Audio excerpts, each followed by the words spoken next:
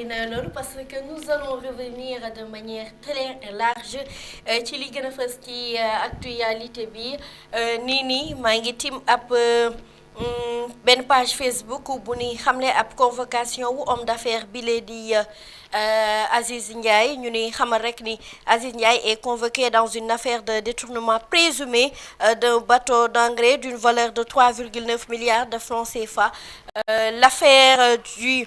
présumé détournement d'un bateau d'engrais d'une valeur de 3,9 milliards de francs CFA ressurgit avec la convocation d'Aziz Ndiaye, ancien promoteur de lutte par le juge du parquet de Dakar. L'affaire remonte à un contrat de 2020 pour la vente de 35,3 tonnes d'engrais, dont une partie aurait été vendue par des conditions opaques. Aziz Ndiaye nie toute implication malgré une réquisition demandant son implication, ainsi que celle de son frère Massata et d'un tiers. Une précédente convocation avait été ignorée, mais cette relance pourrait faire avancer à l'enquête. Di page Facebook bu nu ko lire duñu ci sori nag ndax xibaar bi nii lañ ko mën a jébbale ñi nga xamante ni ñoo di suivre ñi ni suivre wala fa la ñuy yemandi après nag ñu gën ko mën a topp parce que convoqué na nit kese du information peut-être convoqué nañ ko jour tel heure tel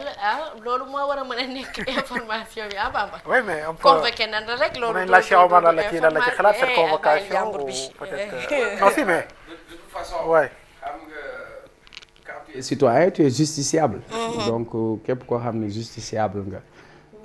yoon bu fekkee yittewoo na la pour soxla wala déglu la mënees nga ko am rawatina bu fekkee tu es dans le monde des affaires. Et puis c'est ce qu'on suggère ça parce que ñi nga xam ni c'est des hommes d'affaires. Souvent dañuy nekk ci ay mbir yoo xamante ni lu jëflante la. Donc du ñàkk tamit ay contentieux di am wala ay mbir di am du dëgg. Donc nag comme noonu la ñu jotee xibaar bi ni convoqué nañ ko ci mbir moo xamante ni amoon na. Ba le reste même bu fekkee ni moom toog na ne nié na toute implication. Maintenant bu fekkee dem na wuyu deful waxul. Loolu gisuma ci ban jafe-jafe moo ci war a am. Jusque fan yi gis naa ni génnoon na def une communication pour wax ni que gouvernement bi am na ay njëg yoo xam ne méthode bu ñu teg pour wàññi yenn njëg yi ci wàllu dund. Je crois que en tant que opérateur économique et man loolu laa gëm li ma gëm mooy am réew du pouvoir politique kese moo koy yore pouvoir économique da ciy am wàll. Donc ba tax na acteurs yu mel noonu bu fekkee ñoom génn nañ c'est des témoins privilégiés parce que koo xam ni nee na la gouvernement bi fi nekkoon doon na wàññi njëg. Mais amoon na benn méthode boo xamante ni doon na ko utiliser pour wàññi njëg parce que souvent ci ay subventions la ko doon def et parfois jox leen benn prix buñ ci jaayee ñoom ñu dàqanteeg ci wàllu subvention mais cette fois-ci gouvernement bi mu ñëwee dindi na ay taxes yu jëm ci loolu ba tax na loolu mun ko oyofal donc beneen bi aussi xawma lan lañ ko woowee comme mënuma ci sori voilà lañ koy ñaanal rek mu dem ceeg jàmm wuy jeeg jàmm te ñibbi si këram ak jàmm. li ñu nar a waxtaanee bokk na ci CNRA mi daal di génne ab communiqué ngir àddu ci doxalinu ñenn ci chroniqueur la ñu wax dinañ ci ñëw bu baax a baax FMI tey ci suba ba léegi moom la sénégalais yu bëree bëri yendoo ki mbiram ndax ñoom itamit kàddu yi nga xamante ni jël nañ moomale leen ko ci jëm ci ab dette bu ñu nëbboon sénégalais yi dinañ continuer itam waxtaanee actualité bi affaire entre guillemets Badara Gadiaga et Amadou Ba di continuer de susciter ay réactions parce que gis nañ Madiambal Diagne tey àdduna ci gis nañ itam ñu bëri ñu bokk Pastef ñu bind boycott général groupe Futurs Médias sax la ñu def ñoom loolu yëpp dinañ ci ñëw li gën a fës itam ci actualité bi duñ ci bàyyi dara dinañ ko waxtaane ak Cheikh Omar Talla c'est vrai que nag suñu gan moo waxoon nekk le directeur général de Sonoget waaye malheureusement dafa am empêchement de dernière minute looloo tax daal di fi teew waaye ñu wéyal rek li nga xamante ni moo di actualité bi Cheikh Omar CNRA ñoom finalement àddu nañ ci coowalu chroniqueurs yi parce que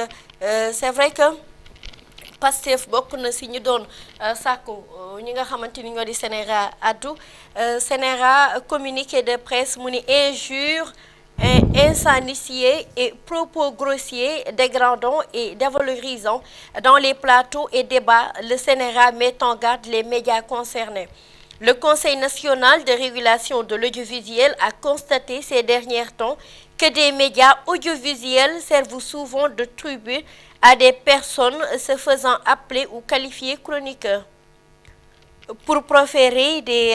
insanités à injures à l'endroit de personnalités ou pour tenir des propos de nature à porter atteinte aux institutions de la République et à la moralité publique, ainsi qu'à la dignité, l'image, l'honneur et la réputation des personnes visées et ou attaquées.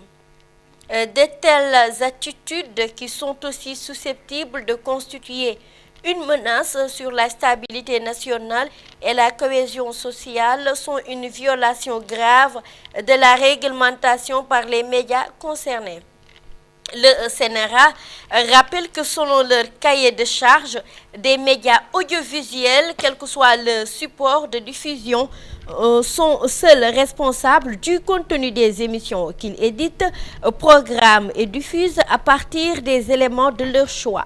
Ils sont responsables de la totalité des programmes diffusés sur leurs antennes et sur l'ensemble de leurs supports. En conséquence, par ce communiqué, le CNRA exhorte les médias à veiller à mettre un terme à ces dérives qui ne sauraient prospérer. Le non-respect de la présente expose les médias aux sanctions prévues par la réglementation. Chamad Bam, monsieur le journaliste, CNRA lii la wax. waaw bala ñëw ci CNRA rek peut-être si Omar sa jàngat ci par rapport ak li xew la fois passée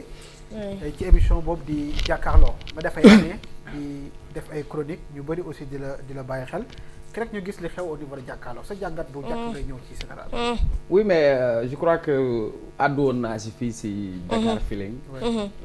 Il se trouve que presque wax naa si à 2 reprises. C'est vrai que je suis pas à l'aise pour wax ci yenn sujets yi mais man xam nga man je suis sans tabou. D'abord ci émission ay nit ñoo koy def. Man je suis pour la contradiction je suis pour xam nga mënuñu ne dañuy am une démocratie te nit ñi duñu waxtaan. Mais malheureusement bu ñu dindee place su waxtaan xam nga waxtaan mën nga ko toj nga def waxtaan. waaw ci li ñuy wax nañ ci tànn li ci gën. Parce que le charme de la démocratie c'est la contradiction mais malheureusement parfois les débats dafay tourner autour des personnes et ça je crois que képp ku nekk ci plateau yi parfois daf lay dal parfois nga wax ak nit sax ci idée ci xalaat ci argument bu fekkee ni à la place des arguments c'est des invectives là ça devient quand même beneen situation bu muy créer maintenant c'est vrai que émission malheureusement léegi Sénégal on vend le show en fait c'est-à-dire xoolatuñu nit ndax xam-xam lay waxee xoolatuñu nit ndax li muy wax ndax maîtriser na ko mais tey dafa dem ba dañu topp benn ligne maanaam même ci plateau yi bu ñuy invité on préfère inviter koo xam ni dafay ñëw pour yuuxu walla pour saaga et je crois que bu fekkee ni ay télévision la mënuñu fonctionner comme ñeneen ñi nu ñuy fonctionner parce que télévision bu nekk dafa am loo xam ni moom moo koy organiser. Dinaa la jox benn anecdote xam nga man du ma la ko nëbb góor jigéen rek laa bañ je déteste nëbbu ma